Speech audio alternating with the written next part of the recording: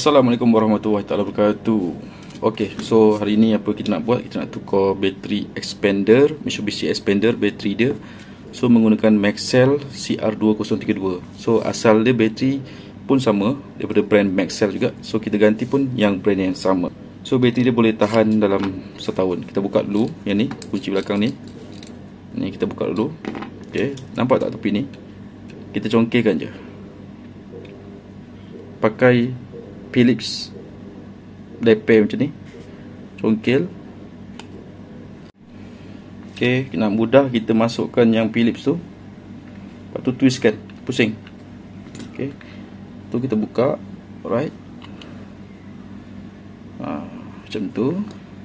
Ni pun sama, kita congkel juga. Nampak brand Maxell ni ori dia. Ni bateri dah low, congkel dia. Ni buka, dah boleh buang. Gantikan yang baru, Maxell juga, CR2032. Jadi yang baru, masukkan, tekan saja. Okey, dan kita pun masuk balik. Okey, pastikan betul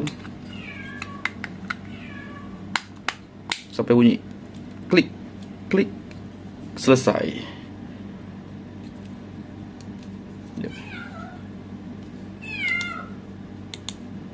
Okay, so kita boleh test dekat kereta kita. Alright.